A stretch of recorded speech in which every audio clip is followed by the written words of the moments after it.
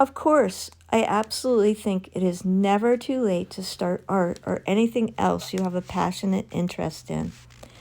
I've been teaching for about 20 years now, and I was originally given the opportunity through the many artist groups and organizations that I belong to. I found out that I really loved teaching and have since worked primarily at nonprofit art centers, community centers, museum programs, and other community-based art programs. After the pandemic, I started my own small studio with a friend who is also a teaching artist. I still do workshops and programs outside of that, and I started this channel in late 2023. I'm really enjoying my YouTube journey, even though in the beginning I really struggled with getting started. It was really difficult because I was terrified of being on camera. I didn't know anything about filming or editing. Every little bit of it scared me, but I really pushed through, and now I love it and enjoy it so much, just the process of making the videos and editing and the whole thing. It's just a lot of fun for me, and I'm really having a great time with it. It was a big learning curve and a lot of confusion in the beginning, but now I'm having a great time with it. So I totally understand the fear of getting started with something completely new. Since I started teaching, I've worked with people of all ages from 3 to 93, literally. The thing I love so much about teaching was seeing the joy and excitement that art making brings to the students who are coming to all of my classes. I love working with the children who can hardly contain themselves and they dive right into whatever project I present. And I love to see the happiness on the faces of my adults and seniors when they're painting and everything starts to click and they're finding their way with their new projects and materials. Since I've started working with adults, I've become really aware of just how many people with a love and passion for art tuck this part of themselves away while raising a family or working in a career. The time when we really feel stressed out and most need a creative outlet, society puts pressure on us to put our creative lives on hold.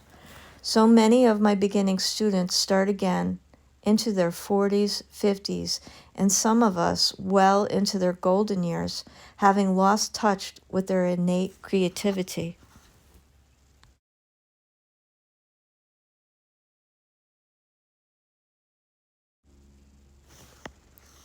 Most people have fears about getting started again. Fears that they'll fail, fears that they won't be able to accomplish what they'd like to accomplish. But I can tell you from experience that we are all hardwired for creativity.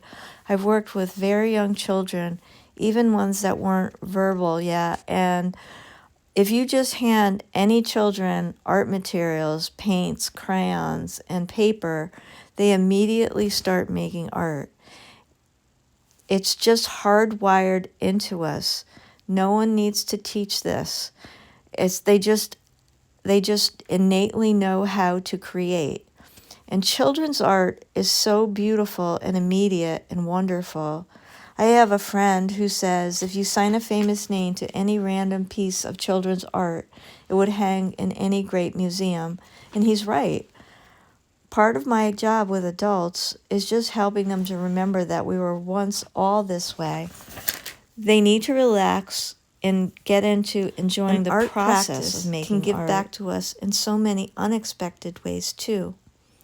Over the years, so many of my students have told me or written to me about how much my classes have meant to them or to their children, and they have become the highlight of their week. Making art is stress relieving. It's a mindfulness practice. It can help relieve anxiety and depression. Lots of therapy offices now include art therapy as part of their practices. Working in a sketchbook or art journal daily is a way to process your emotions and feelings and has benefits far beyond making pretty pictures. I've struggled with my own health issues for most of my adult life, so I can attest that having a regular art practice has kept me sane and grounded.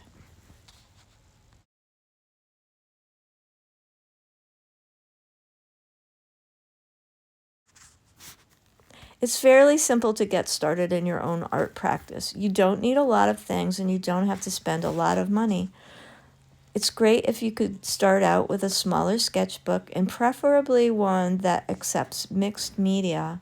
And then a few of the following materials that I mentioned, which I'll link in the description below, and you can check out online. What's great to start with is some regular drawing pencils or a small set of those. And then start with something that's colorful and bright. I love watercolor pencils. A favorite of mine are artist water-soluble crayons or artist markers in your favorite colors. And then you could even try something like oil pastels. Anything that's bright and colorful that you can get in and color like a child with would be really fun to have. Then you're going to want to set aside a doable amount of time each day or even every other day to work on art, say 15 minutes or so. For inspiration, copying is absolutely fine.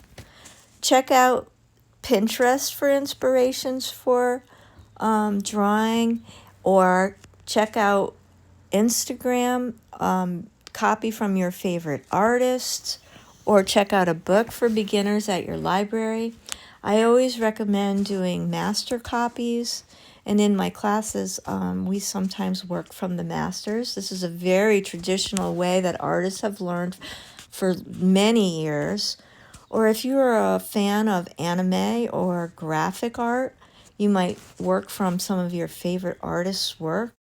In the beginning, don't overcomplicate it. Don't feel like you need to set up a still life or go work from nature.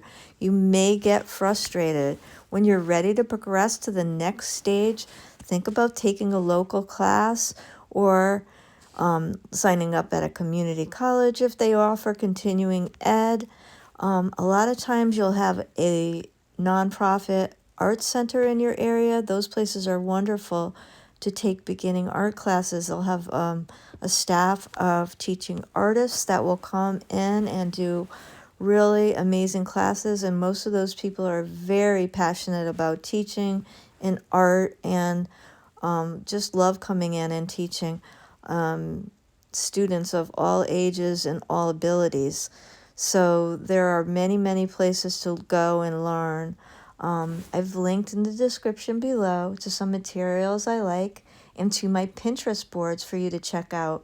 You can follow boards individually if something interests you. I've kept my Pinterest boards for many years for teaching inspirations and for my students. So I have lots and lots of different artist pins, and you may see something you like.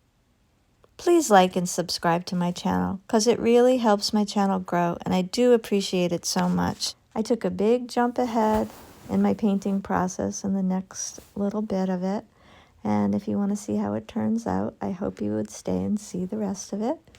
And I really appreciate your being here. Please visit again soon.